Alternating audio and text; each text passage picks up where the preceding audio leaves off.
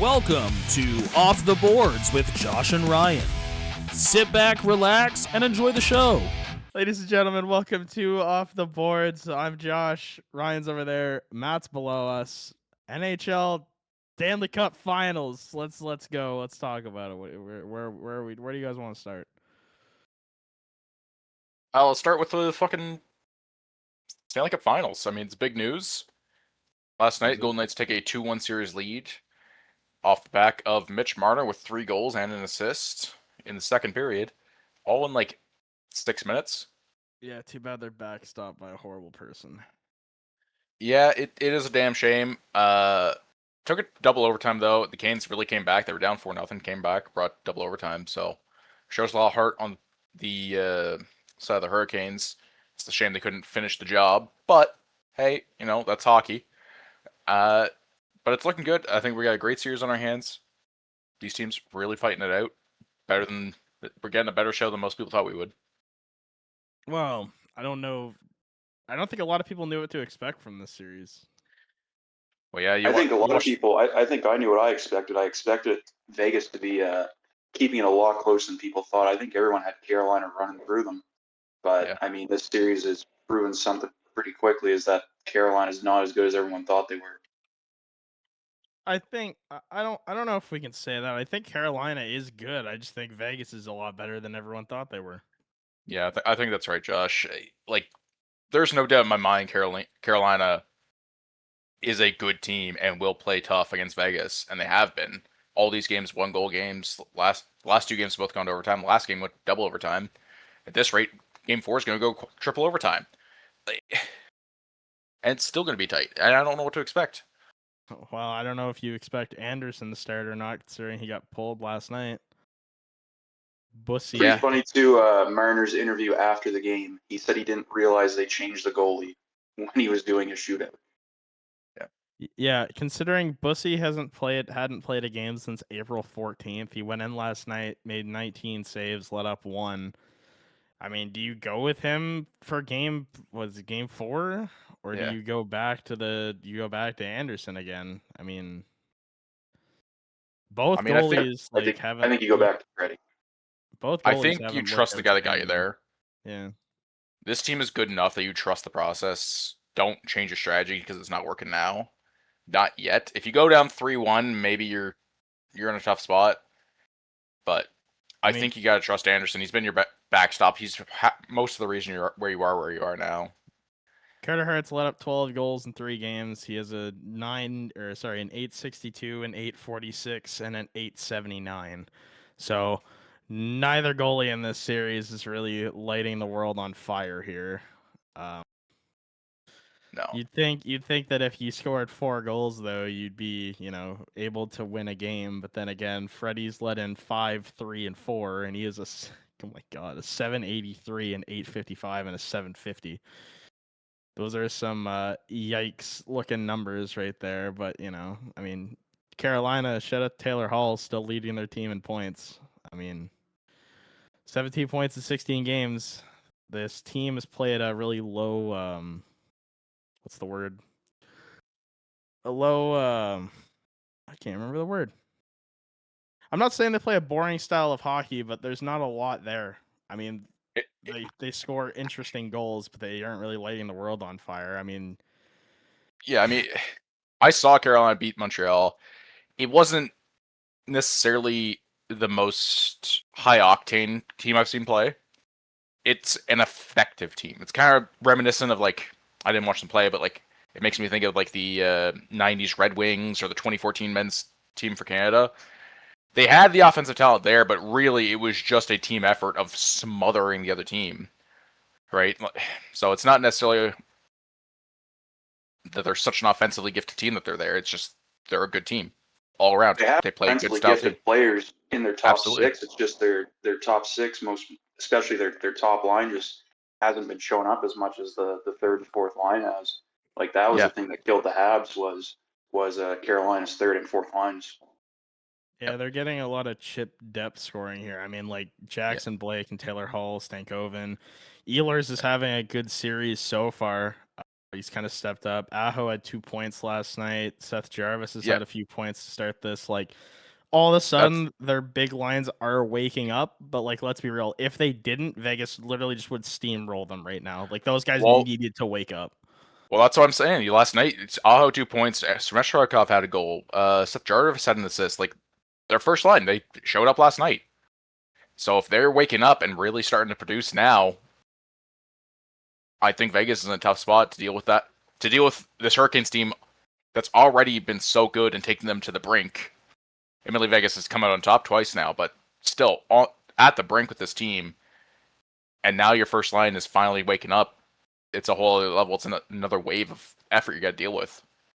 Yeah, because especially you got to if the top line and the top forwards are starting to light the lamp for Carolina, really all you got to worry about is the back end, especially goaltending. But even no one really talks about Carolina's defense as much, but they have probably one of the weakest right-hand sides in going into the playoffs. They probably had one of the weakest right-hand sides when Jalen Chatfield is your number one right-handed defenseman. Yeah, but their left side's so powerful. It's makes up for it. You get Slavin, Miller, Gostisbehere even can quarterback power play. Like, so it's not. Yes, the right side's weak, and that is if you had to find a weakness on this team, there it is. But their left side's so good. Like Slavin could win a Norris any given year. I think. I think defensively he's that good. Defensively, Slavin, Miller, Gostisbehere. I mean, Sean Walker and Nishkinen are not terrible players. No, they're serviceable. Yeah. I mean, what's crazy to me is just that, I don't know, man. Like, Svechnikov's played it on the first line this entire run, and he looks not good. Like, he looks bad. I think he's got, 9 points now in, 16 games or something like that? Yeah, he's -3. I mean, Vegas is really a two-man show right now. I mean, honestly, it's more of a one-man show. The guy who's +16 scored a hat trick last night, is 10 goals in 19 games. I don't even know what to say. I did a whole video on the Leafs yesterday talking about this guy and everything else. So, I mean, good for Mitch. Wish he could have done it in Toronto, buddy. I don't know why all of a sudden you want to turn into prime McDavid when you're playing in Vegas, but apparently you're weak-minded and can't play in a massive market. So, congrats. Don't worry, Josh. You didn't have to mention how many goals he has. I could see it behind Ryan. Yeah, we got the list right there. I'm not going to fault Mitch Marner for not showing up for a team that couldn't show up for him. I disagree wholeheartedly with that statement. Team and a fan base. Yeah, fan base attacked Mitch Marner every year for not showing up. They didn't just attack Mitch; they attacked the whole team. But Mitch was part of that team. Yeah, and I'm not going to fault the guy for not showing up for the Leafs. That's a hard market to play in. It's tough. It's not for everybody. And I don't necessarily know that he got the support both from management, coaching, and the fans, and his team. From management? Oh my God, Ryan. First line minutes, first line power play minutes. Guy made $10.5 million.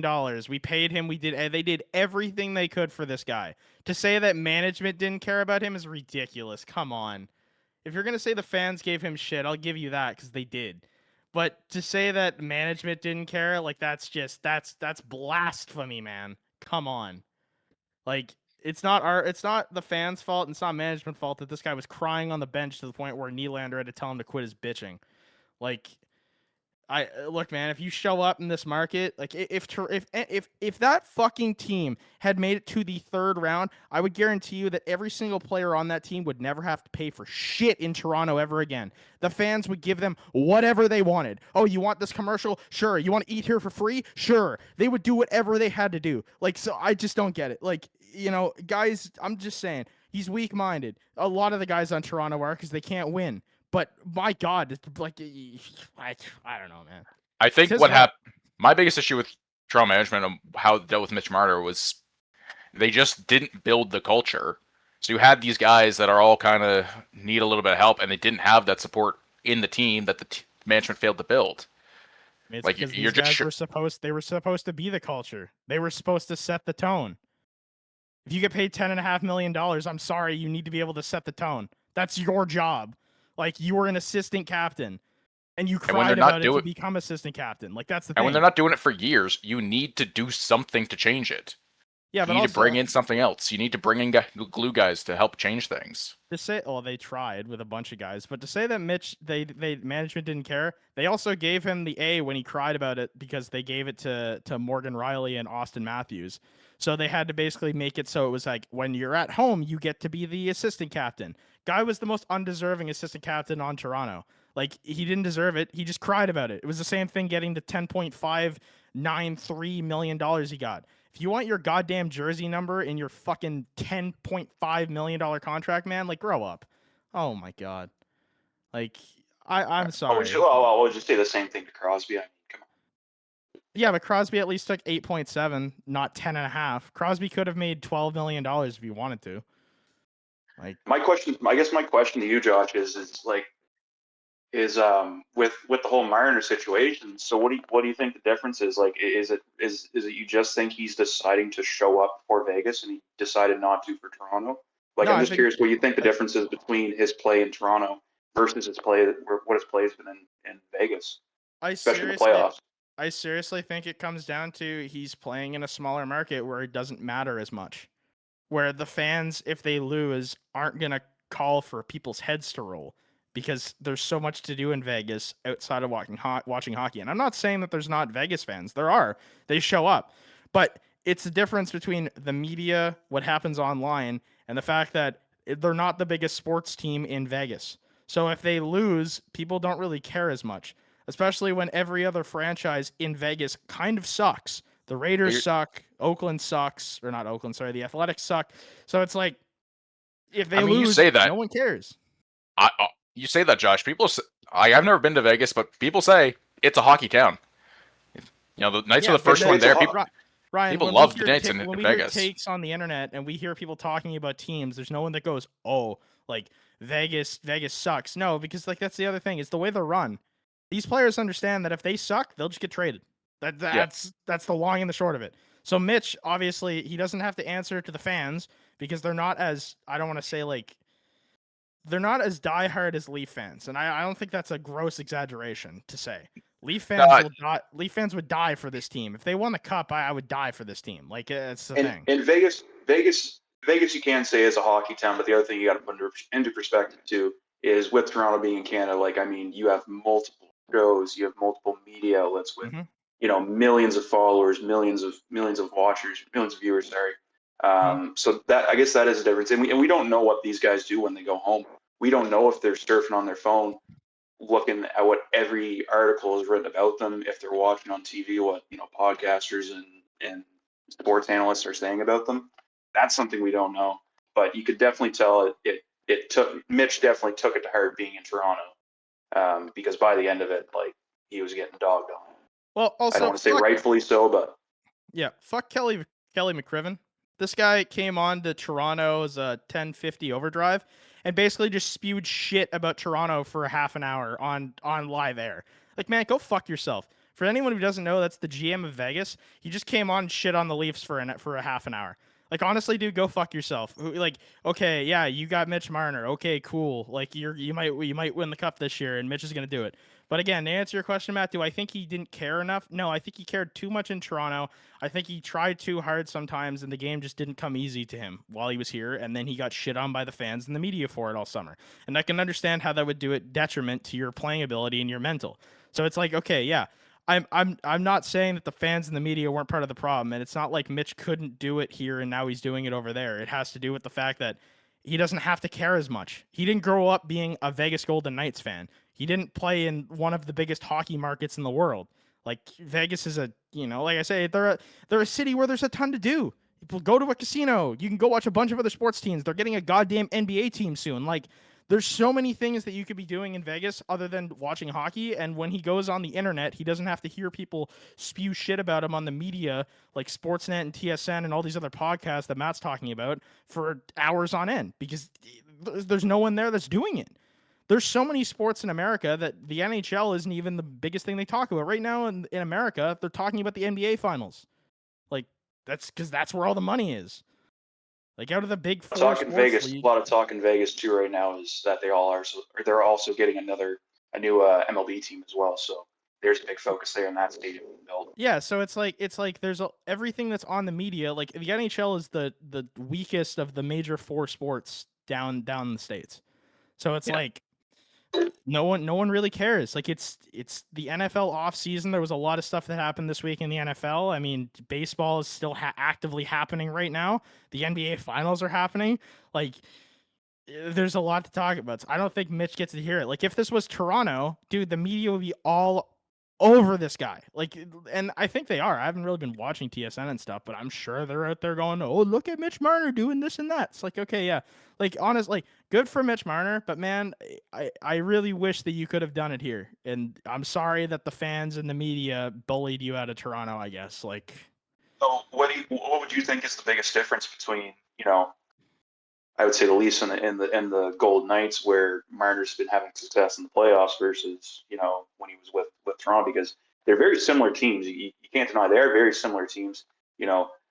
Vegas has always had they've never had kind of that core starter, like that bona fide elite starter.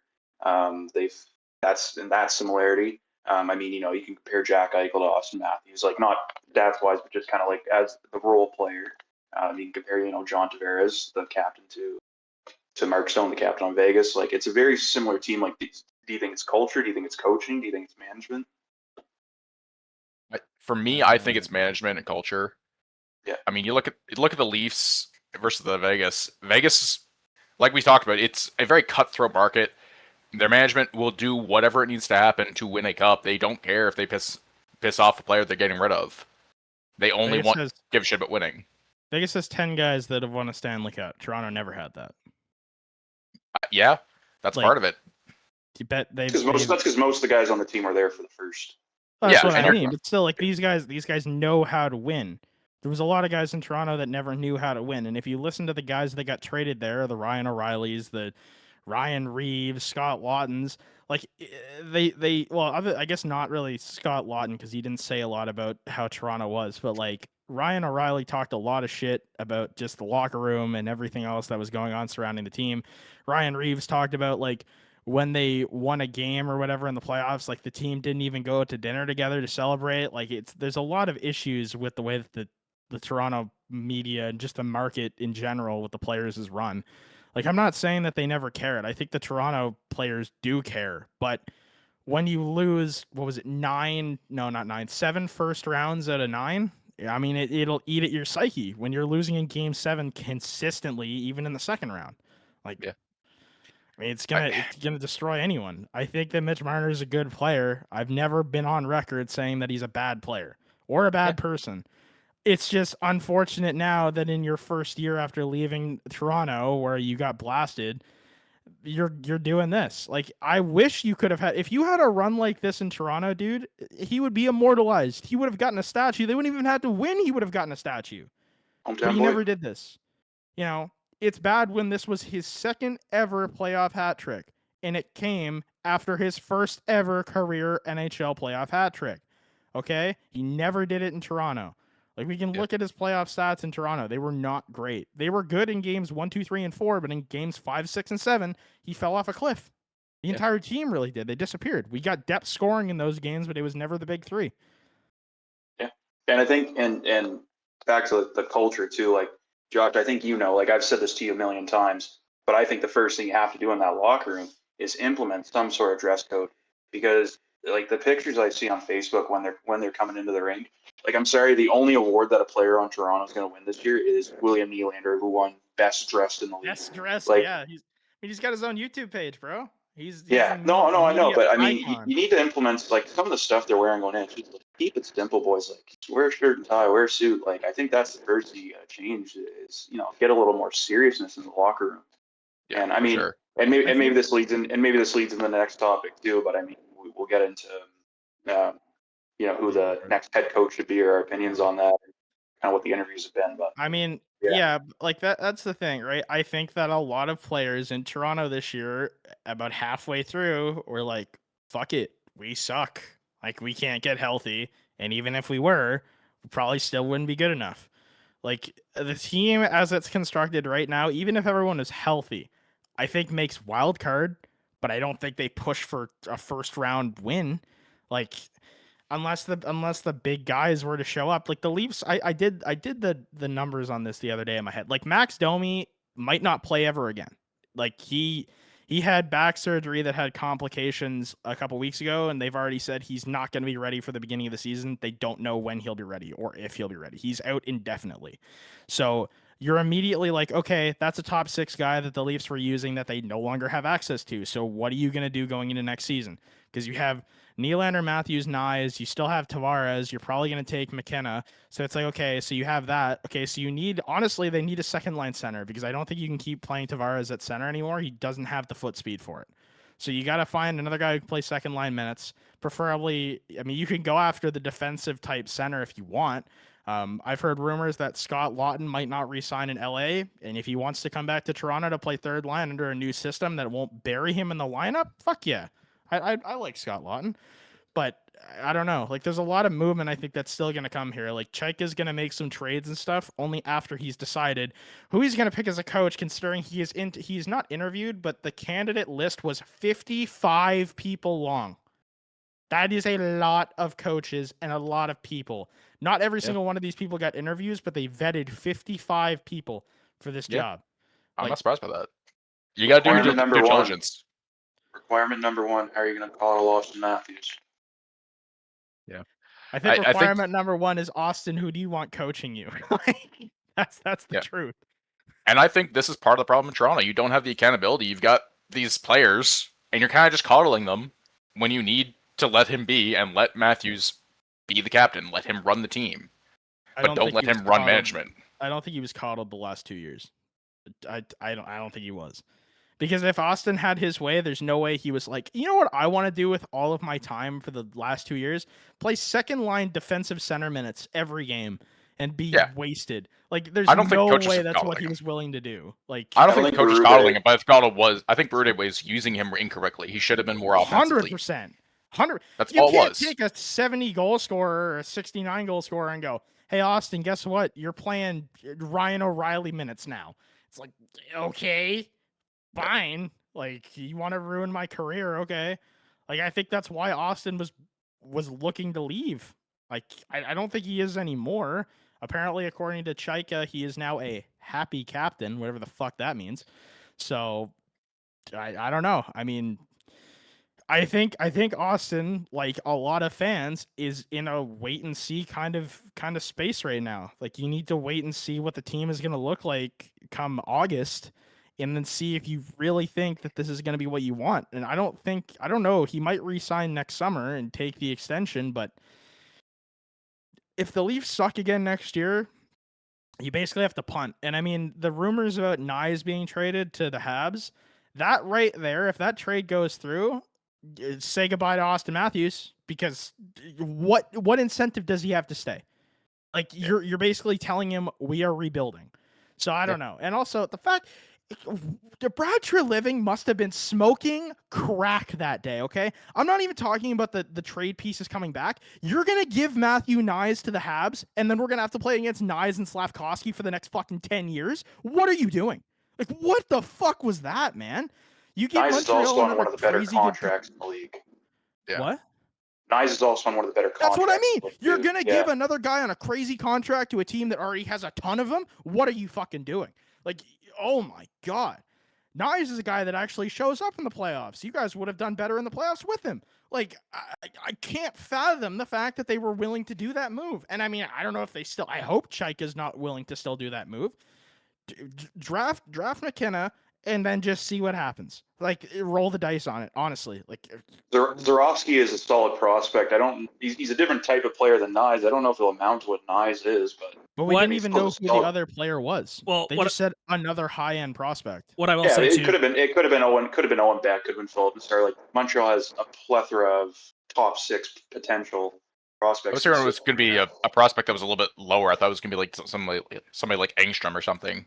I heard it was like linebacker, but I don't want a guy that's got injury problems.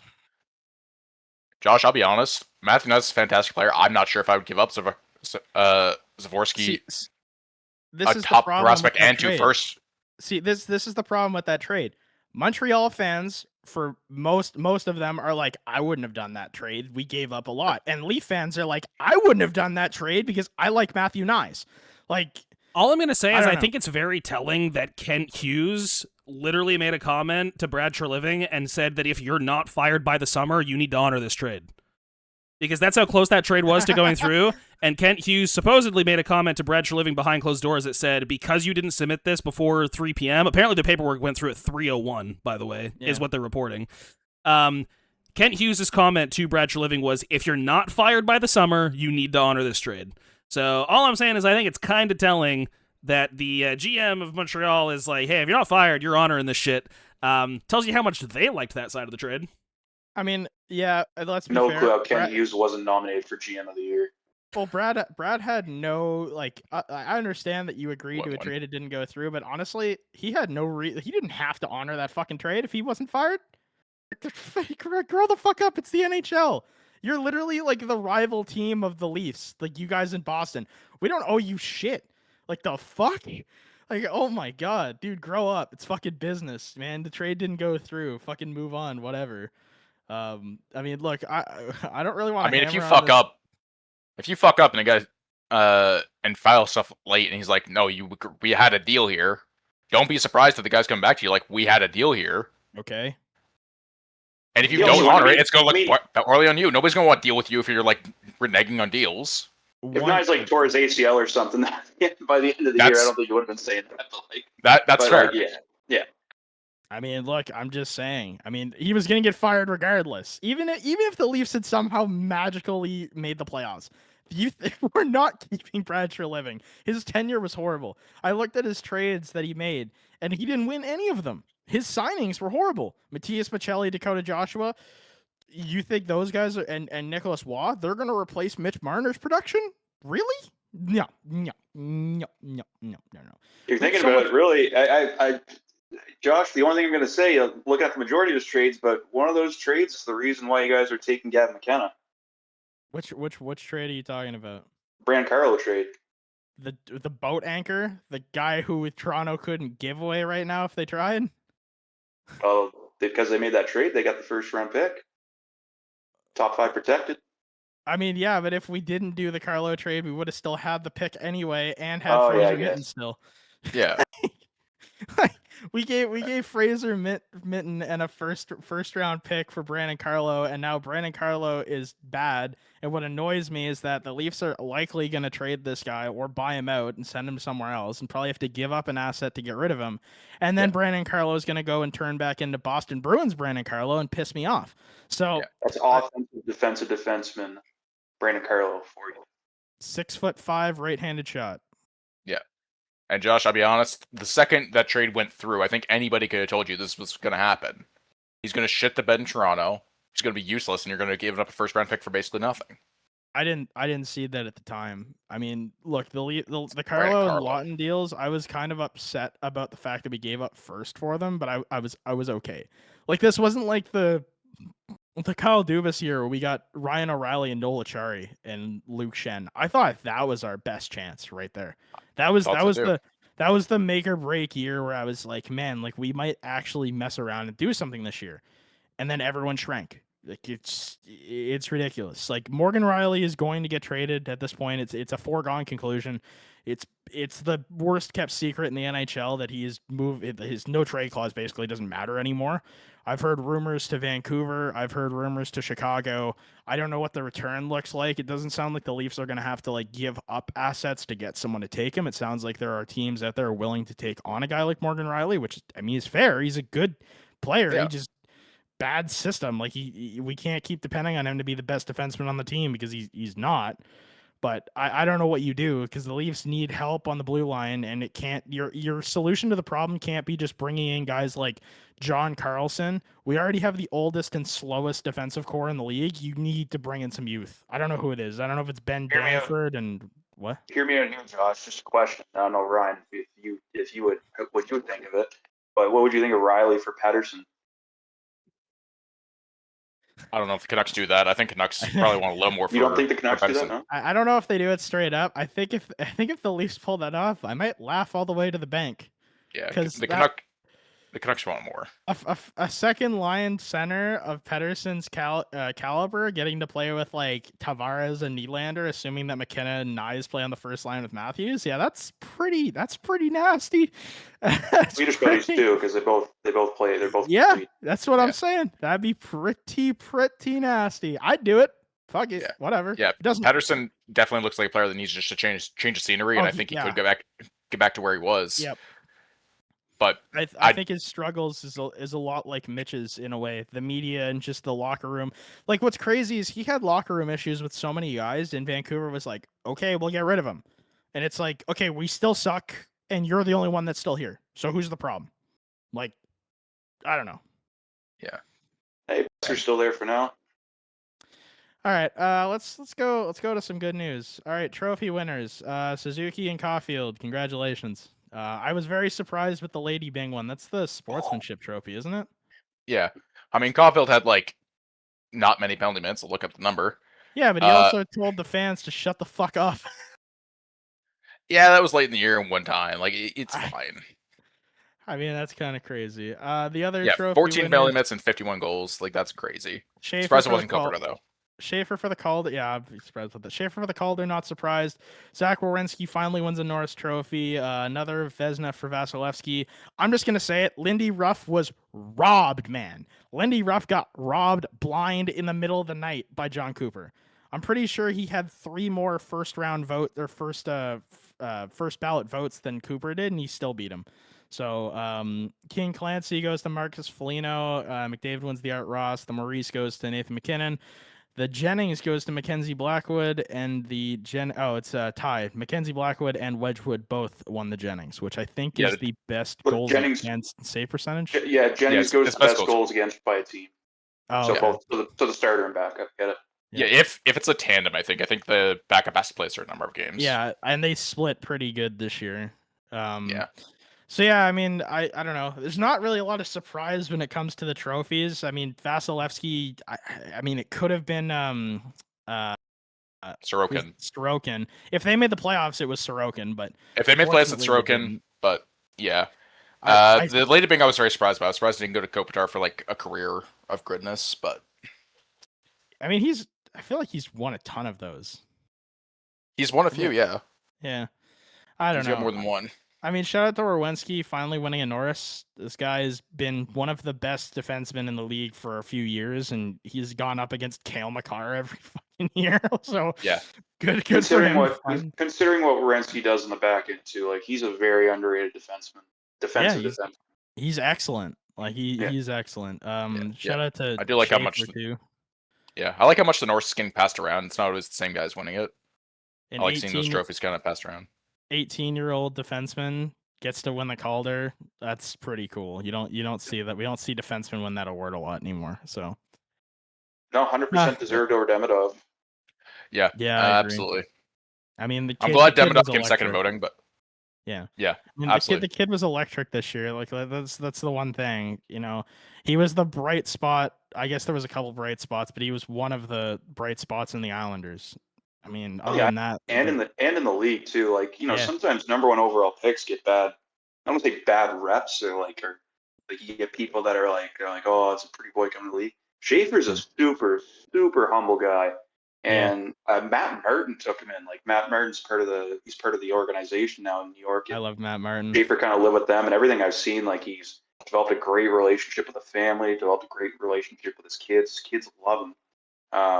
Yeah, he's a super humble kid. You know who else Matt Martin took under his wing? Mitch Marner. I thought that was Marlowe. No, Marlowe took in like Matthews, but the one thing I remember is I think it was one of the playoff runs. There's a clip of Martin and Mitch with the what do you call that thing? The smelling salts, and he's just like, one for me, one for you, one for me, one for you, one for me, one for you. And it's just like, I was like, damn, man, like I don't see that kind of energy on the team anymore. Like, unfortunately, but those guys like Matt Martin, the Patrick Marleaus, they tried to teach these guys. I mean, unfortunately for both of those guys, I don't think they ever won a Stanley Cup, but I mean, Patrick Marleau was one of the best players to never win a Stanley Cup. So Matt Martin also is the greatest hockey player of all time. Yeah, he does.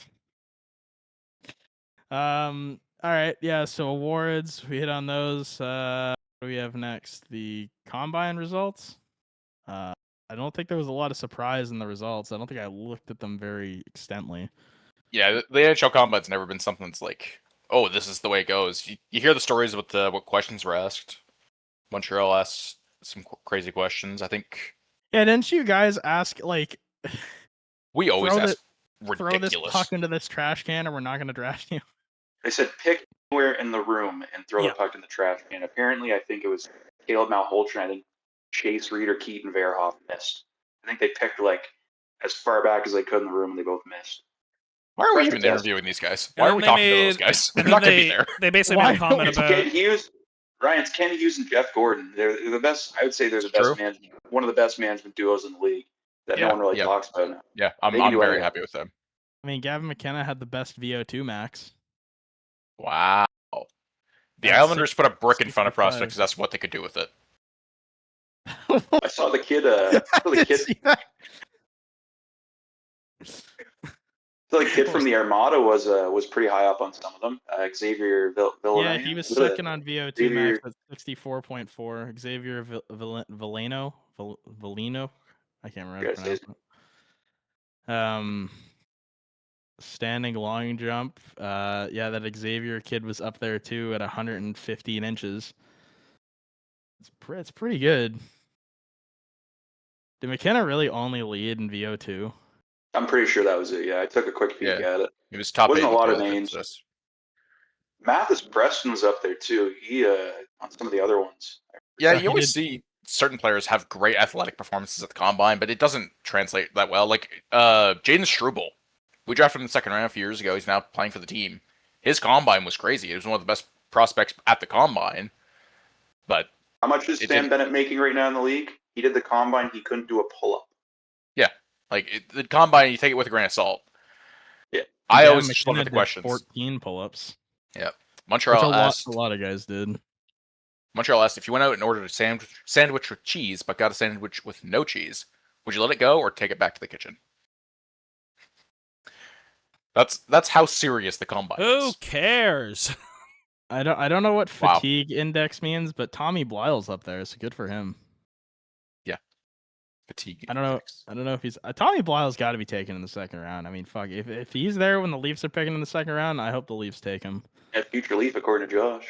I would hope so, even though I yelled at him at the end of the last game I saw because he tried to break his stick. I was pissed off. Tommy Blyle He might could- actually sneak into the end of the first round. I think he's ranked like 27th. He could. Like Yeah, he's he could. ranked probably towards He's the bottom moved of the up first. because of his playoff run. He had a crazy playoff run with the Cats, points wise. Bill Zonin did the same thing last year with the Luan. He, I think he was like projected in the second round. Then Pittsburgh took him like 20th or something. Yeah, that sounds about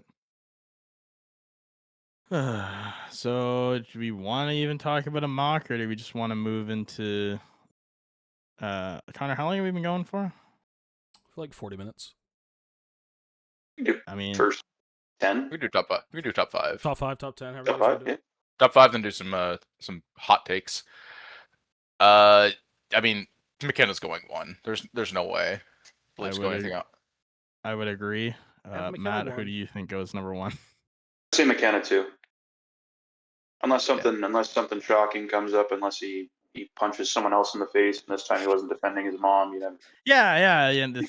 Just defending his mom, I give him the pass, bro. I think the Sharks either trade the second pick or go with Chase Reed. I don't Yeah. see them taking Stenberg. No, I I don't see don't him they taking go forwards. defense. I Yeah, don't they go think they can go defense. forward. Like they already have too many. I Yeah, mean, they think that- could, but just go defense. I think they either take Reed or they trade out of the pick. Because I mean, they don't need it, I guess. I honestly think Vancouver goes with Malhotra just because I think there's a cool connection there. I don't know if they pass on Stenberg, but I mean, this kid did have a good season. Like he's not bad. Yeah, I personally think you go even if you're Vancouver. I personally think you got to go best player. yeah. I think you go Stenberg. I think if you're Caleb Malhotra, you're probably looking at your dad. It's like, I don't. It might depend on the relationship, but sometimes guys don't want to play for their dad. They don't want to seem like they're the coach's son. You know. Yeah. I think that It could would, play a it factor. would be the biggest Nepo hire ever in NHL in the history of the league, I think. Yeah. Like, And it's crazy because it's not really a Nepo hire, because Caleb Malhotra absolutely deserves to be in the conversation to go for that yeah, pick.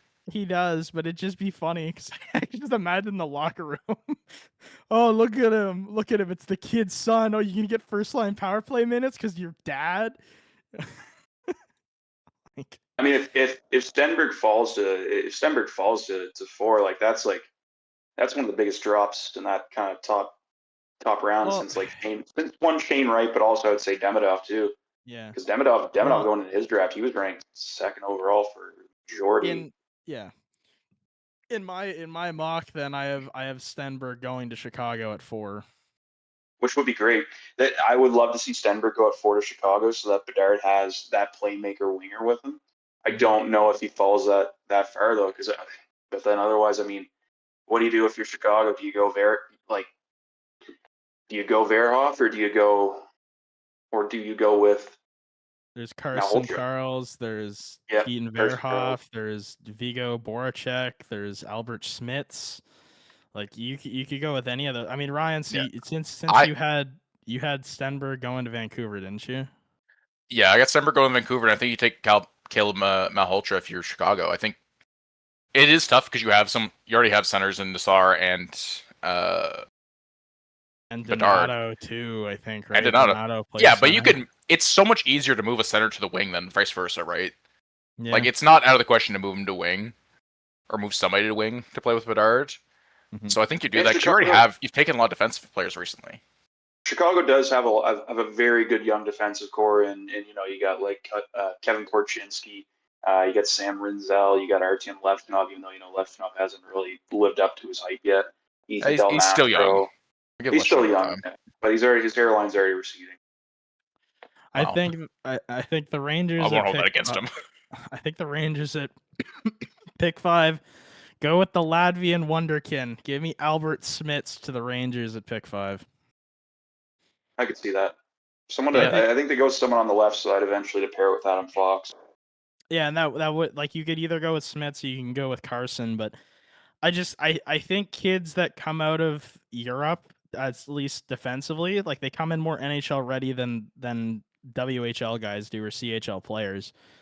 I don't doubt that Carson's not going to be a good player, but I don't know. I think Smith is just going to be better. Plus, he's Latvian. It'd be cool. We haven't seen a great Latvian player in a long time. We've seen, like, pretty mid ones, but never like a NHL star, Yeah. Yeah, I mean, after that, whoever goes with, if you go with Albert Smith or Carson Charles, I think the latter goes to Calgary at 6 right after. Yeah, they could take either Keaton or Carson or Albert. I mean, they could go forward too.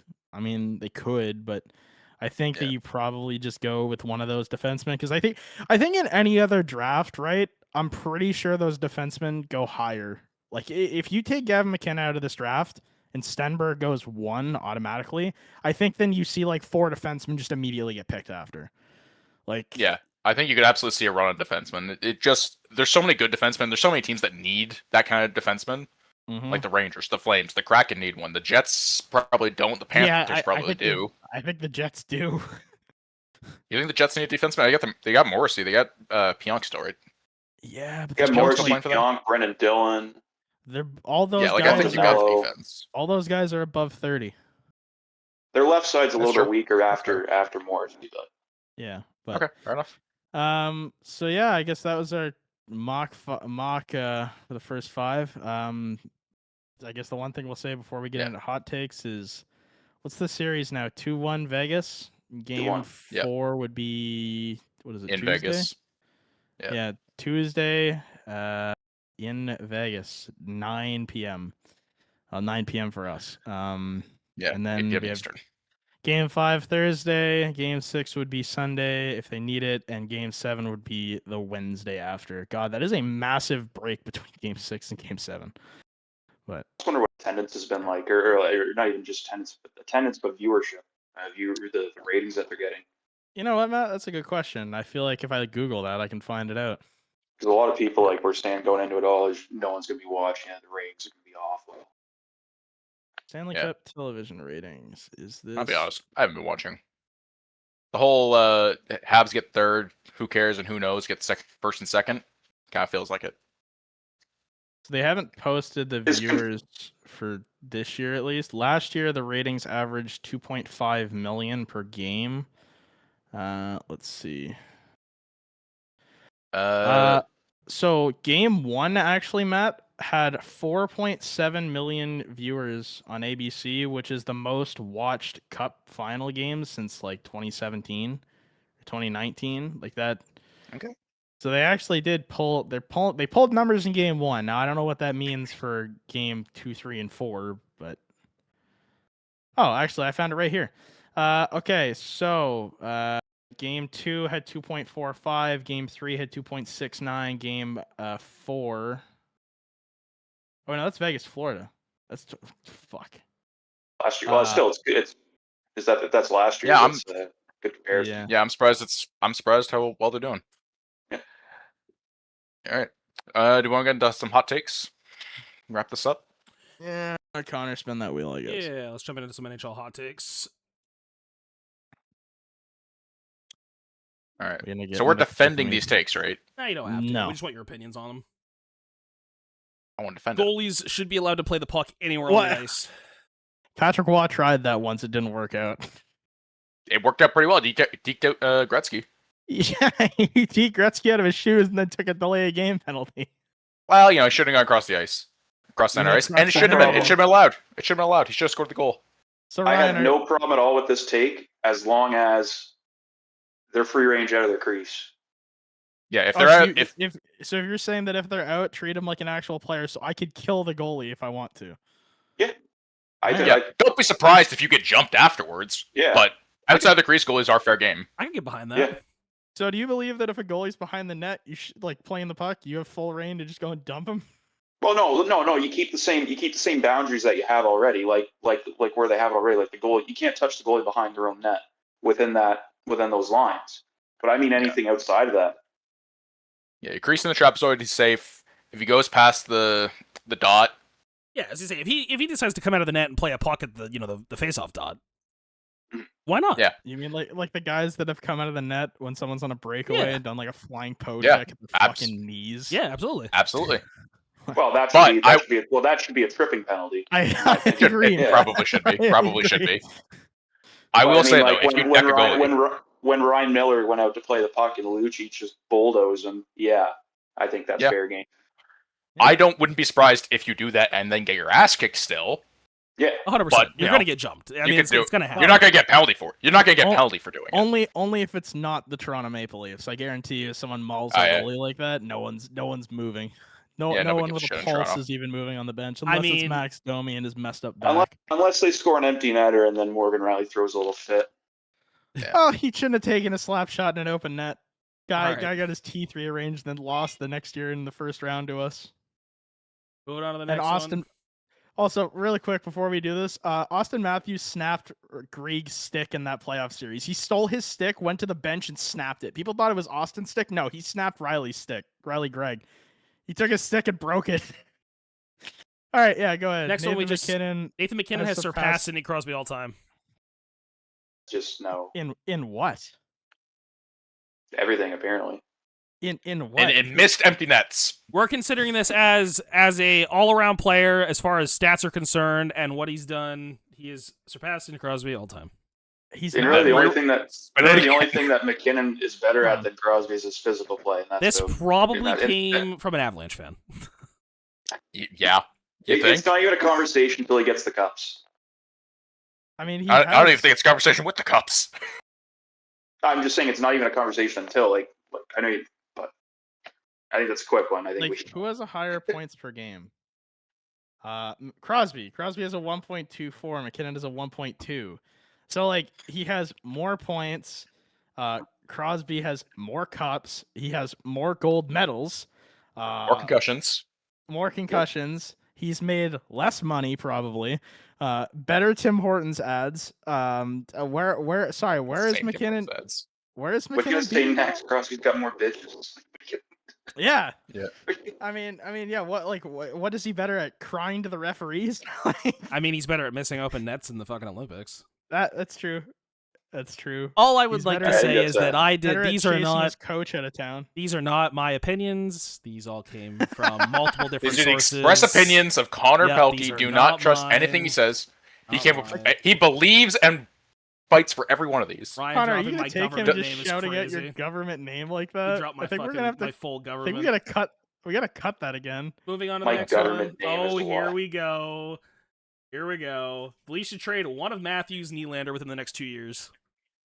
The next 2 months. I actually thought it was going to be the hot take just before this that our Toronto fans are harder on their team than any other team in the market, which we already kind of talked about earlier in the podcast, but that is not the one it landed on. Yeah. Trade them both in the next 2 months. Honestly, clean house. I think you give it one more season, and then you either get rid of one of the two. Give it another season, they might walk. I don't think you abandon it right now, especially where you got the number 1 overall pick, and you most likely have Gavin McKenna come to the team. I don't know. fair. What do you think about that, Josh?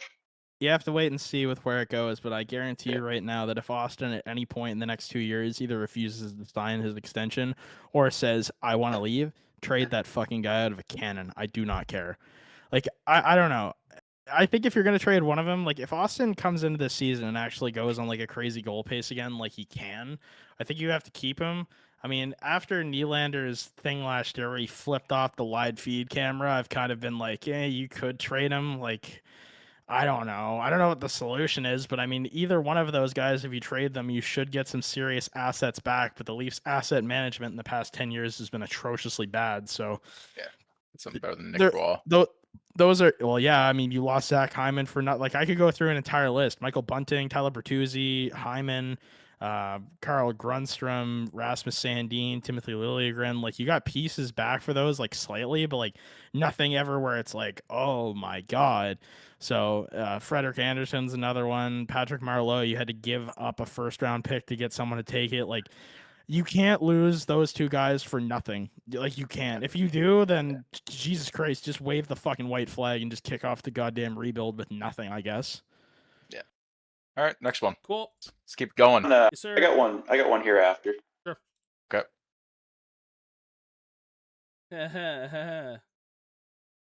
The NHL should allow teams to trade draft lottery odds.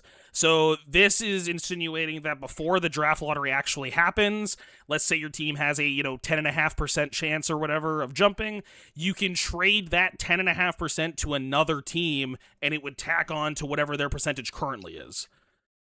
So without even knowing what the pick would be, you can trade your odds.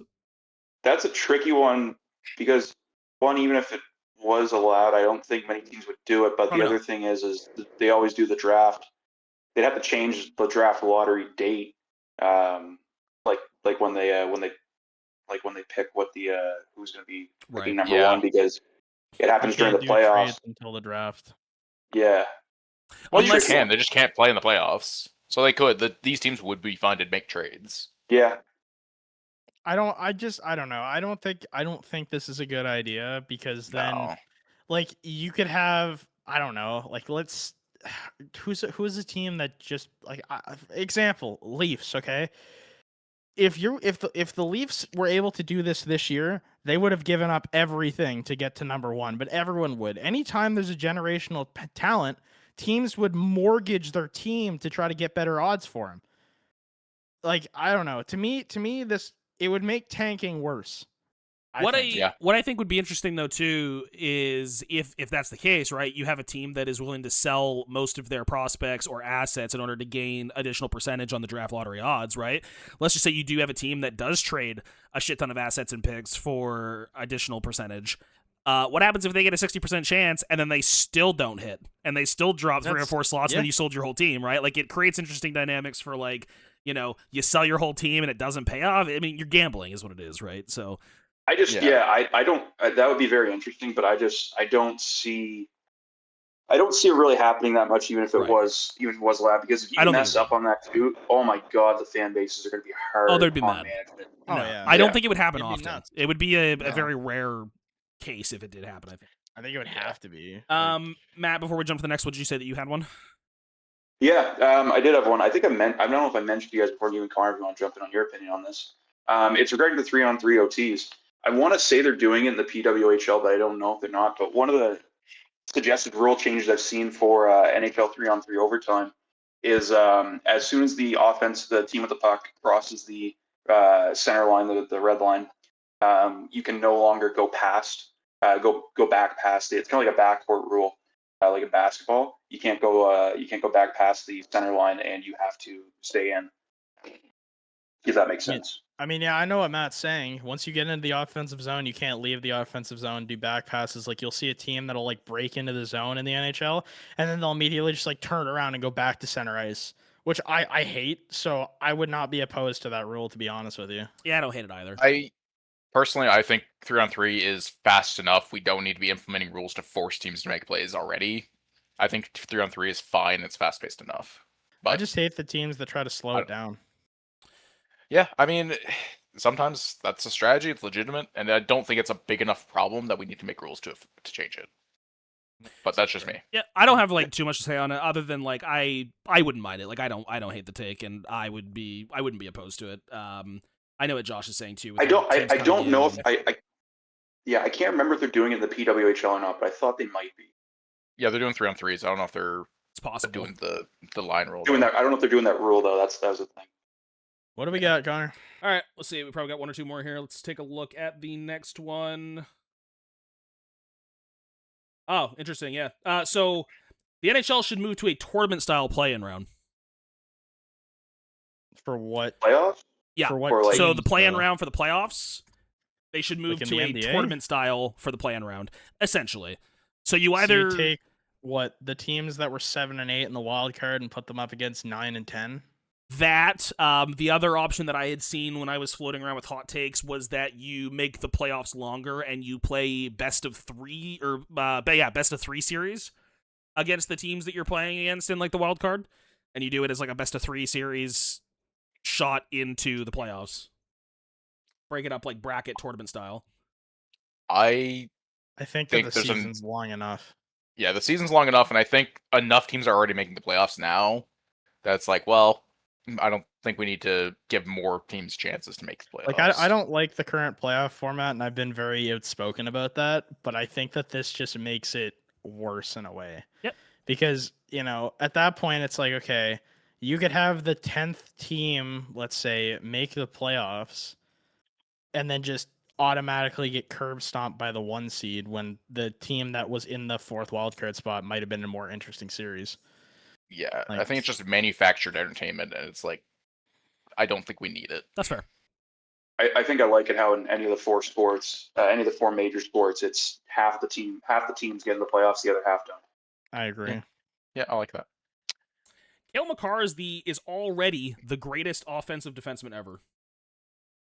I mean, who's competition off the top of the head? Ray Bobby Orr? Orr. Bobby Orr. Orr. Bobby Orr play long enough? I can't remember. Like, if you're gonna give him a knock, that's it. But like, he didn't play that long, but he was that good. Hell, you could almost even argue Quinn Hughes. I mean, we're talking about a defenseman, Bobby Orr, that's career high was 139 points. The only one that's better than Cale Makar in the league right now is Lane Hudson, of course. Like, Bobby Orr and Ray Bork, to me, both clear. Like, offensively, Evan Bouchard, but I'd also think Ray Bork. Yeah, if Evan Bouchard got his eyes fixed, then yeah, but he still can't fucking see straight. I think Paul Coffey, honestly, might still clear. Like, yeah. I actually don't hate that either. Yet I quite like Paul Coffey a lot. Actually. Like, I think he clears Al McInnes. Maybe. I'd give him more time. Mikhail's just not been in the league that long. He's well, only played. He's got a lot of time left, realistically. Yeah, right? I think he will clear 7 McInnes. I don't know years. if he's cleared him yet. I don't know. Does he even clear like Dennis Potvin? Like, I'll be honest. I'm not sure if he clears Erik Karlsson yet. Well, Like, there's a ways to go. Like, he's only played 7 years. So he's got he does not put the time in to be in this conversation yet. what was 7 years is a long time. What's Cale Makar's like top season? Like, what's his top? 92 points. 92 points. Potvin had 101 point season, 94 point season, and 98 point season. Like, I don't think he clears. Like, I don't know. Obviously, he's a great player. Yeah, absolutely. So maybe He we He's call at it. 507 points in career. So maybe we. Does he even clear Roman Josi? Like seriously, does he even clear Roman Josi? Not yet. He's 75th all time in scoring. Cale Makar is. Like 75th all time in scoring, and you're saying he's only been in the league for 7 years. That's pretty good. It is good. yeah, but he's behind guys like Shea Weber. He's behind Drew Doughty, Roman Josi, but Carlson, once again, like you Letang, said, But to be he's fair, pretty- those guys have played once- fucking forever. Yeah, Like, once again, Ryan, like you said, it's Okay. you don't think he's I played very think, long in the league. I think the like general Roman consensus Josi's here. one Norris, Makar's won 2. I think the general So- consensus here is like maybe eventually on pace, but he hasn't been in the league long enough. Yeah. Yeah. Yep, He I also think has so. I think I agree he with that. said he said injury problems too. Like he hasn't played a full 82 game season ever. He does. And let me put this in perspective for you. Cale Makar's 470 games, 507 points. Bobby Orr played 657 games. So Cale Makar's got like 200 games to go. Bobby Orr scored 915 points in those 657 I don't games. I don't want to say that we're cherry picking because Bobby Orr is a great, but if we're trying to say that Cale He's the Makar greatest is the of all best ever, I know. That's what I was about to say. We can't not just say that Bobby Orr is the greatest offensive. He's the greatest defenseman to ever play hockey. Yeah. Unless he Like- scores 400 points in the next 200 games, I can't give it to Cale Makar. Like Bobby Orr. You also still got has- to think about the time too that Bobby played in. Well, I was just As going to well, say I know that's their where gear- that's I know where the their gear era debate wasn't- comes up, right? For sure. Yeah, that's the problem with the era debate because you can say, oh, like, well, I mean, I'm sorry, the difference of like the equipment that the players had versus what the goalies had and versus how the goalies played, it's not comparable. I mean, like the goalies were fucking trash back then. we all grew up watching Hockey Night in Canada and that old intro where it's like, oh my God, Bobby Orr, where he scores that goal where he's diving. I mean, that's one of the greatest goal highlights ever. Oh yeah, Like- there's no doubt about that. Like, so that's the thing. Like, I don't know. Cale Makar, Does that make I him don't the think greatest has a defenseman of all highlight- time? Well, Greatest having, offensive defenseman of all time? I don't know. having 900 points or 1,000 points in 600 games probably does. Yeah, Yeah. I mean the numbers I are think hard it's- to argue for sure. Like, Yeah. I mean, you can look at era adjusted scoring, which is not a perfect statistic, but even with that, Bobby Orr scored 878 points era adjusted. So like, that's not much different. He's still up Cale there for sure. Makar's got a ways to go. I think Cale Makar is But a. how many points does he have all time versus the year adjusted? With the era adjusted, he's 878 all time. He's 915. So like, it's. I don't 40 think the points. year adjusted is that That's only the little. difference of like 30 points. Yeah. That's it? Yeah, I don't think so. I I think Cale mean- Makar is the greatest offensive defenseman to play in the league today. I think it's him and Hughes, but I think Makar clears him. I don't think he's the best yet. Now, if Cale Makar keeps doing this for another 5 to 10 years, then I think you can make the argument. The moment he breaks the 1,000-point barrier and if he wins more Norris trophies, like let's say he wins another 2, maybe if he even wins another 1, at that point he gets more of a consideration from me. Because at that point, if he wins another 2, he clears everyone else other than Bobby, and then it would just be him and Bobby. Like, Yeah, I think Bobby is one of the best of all time, but the longevity, it's a question of longevity, unfortunately. I mean, He's yeah, one of the best of all time. Yeah, I would still put Lidstrom over him all Yeah. time though. like But Mike anyways, Bossy let's get off is topic. one of the greatest Yeah. goal scorers ever, but he didn't get to play a long time either. Yeah, Oh, I'm only gonna add one thing. You were talking era adjusted between 70s and now. Looking at the point scorers, like total point 60s. scores from 60s no and 70s. Bobby Orr's 70s. nope. He's solid. He's 60s and 70s. He started in 66, 66, Yeah. 67, ended in 79. Yeah. I'm gonna call him the 70s. But I'm looking at the point totals from those years versus now. They're honestly pretty similar. Got a couple guys just over 100, one guy at like 130, and then a few guys under 90, then a bunch of guys like around point per game, then 70s. Like it's not. I mean, Ray. If I hid the I'm gonna names, go you wouldn't after know. After this, I'm going to go watch Bobby Orr's highlights, and I'm going to watch Cale Makar's highlights, and I'm going to see who's better. Okay. Ray Bork. Just before we get off this, Yeah, great work. five-time Norris Trophy winner. 2 times he did it back to back. He won the Calder. He's a Cup winner. He won a King Clancy. I don't know what the Lester Patrick got turned into, but he also won that at one point. I'm guessing that's the. It's the Pearson, or it's the. Did that just Lester turn Patrick. into the what's it called? Lester The one that Caulfield just won. Did that turn into the Sportsmanship Trophy? Lester Patrick Trophy was awarded to an American player for outstanding service to hockey in the U.S. Oh, okay. So that trophy just doesn't exist anymore. But yeah, I mean, I don't know. No, I it does. think It's that still getting awarded. Oh, really? Yeah, Huh. Ray Shero won it last year, so it's just not a player. I don't know. If we're talking about longevity, it's Ray Bork. Like, guy played 1,600 NHL games. Yep. Impressive. Yeah. But all right, Connor, let's spin the wheel for one more Yeah, take. one more, and then we'll Last call one. it here.